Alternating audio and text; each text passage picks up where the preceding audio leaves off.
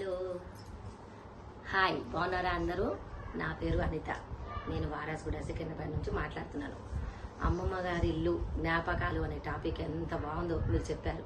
దాని గురించి మాట్లాడమంటే చిన్ననాటి జ్ఞాపకాలన్నీ గుర్తుకొస్తున్నాయి.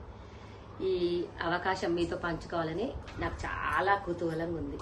అందుకని నేను చెప్పాలనుకొని చెప్తున్నాను. మాది చిన్న కుటుంబం అండి. అమ్మ, నాన్న, అన్నయ్య, తమ్ముడు, నేను 5 మందిని. మా నాన్నగారు ఎంత బాగా చూసేవారు.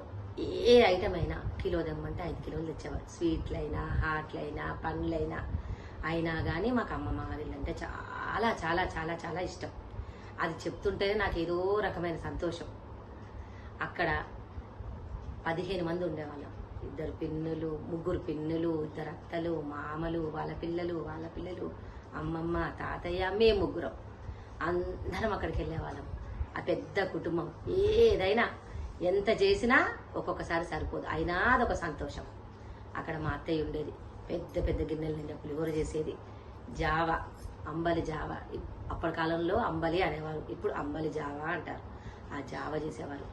ఒడియాలు, మామిడి పండు జ్యూసు, పూరీలు, బజ్జీలు, రసము, దోశలు, మొక్కజొన్న రొట్టెలు. అమ్మమ్మ ఎంత చేసేదో. 5 గంటలకు కూర్చుంటే రాత్రి 12 అయ్యేది పాపం. అందరం ఎంజాయ్ చేసుకునేవాళ్ళం. ఇంకా సండే ప్రోగ్రాం బాలానందం వచ్చేదండి. అందరం చెవులకు అతుక్కునేవాళ్ళం. అప్పుడు టీవీలు లేవు కదండి, రేడియోలు. అందరం కూర్చునేవాళ్ళు. అత్తయ్యలు, మామయ్యలు, అమ్మమ్మ, తాత. మధ్యాహ్నం పడుకునేవాళ్ళు. ఇంకా మేమందరం, మా పిన్ని వాళ్ళందరం గ్యాదర్ అయ్యి చెవులు రేడియోకి అతుక్కొని కూర్చునేవాళ్ళం. బాలానందం ప్రోగ్రాం అయిపోగానే నాటిక 1 నుంచి 3 o'clock వరకు వచ్చేది. ఇంకంతే అందరం ఉష్ ఉష్ అనుకుంటూనే శబ్దాలు చేసి జోకులు చేసుకొని నవ్వుకుంటూ 3 o'clock వరకు కంప్లీట్ చేసేవాళ్ళం.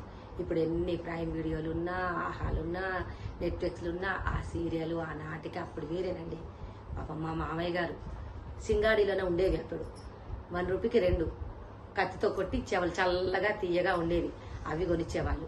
మేమందరం ఎంజాయ్ చేస్తున్నామని మా అత్తయ్య 10 కిలోల మామిడి పళ్ళు కొని చెంపలు పోసి మాకు ఇచ్చేది. అందరము పీక్కొని తినేవాళ్ళం. నాన్నగారు ఎన్ని తెచ్చినా అక్కడ ఉండే సంతోషం కాదు. మా అమ్మమ్మ వాళ్ళ ఇంటికి వచ్చి అలా పంచుకోవడం. మా మామయ్య పుల్ల ఐస్ క్రీమ్ కొనిచ్చేవాళ్ళు. 5 పైసలు పుల్ల ఐస్ క్రీమ్. పాల ఐస్ క్రీమ్ అంటే 15 పైసలు.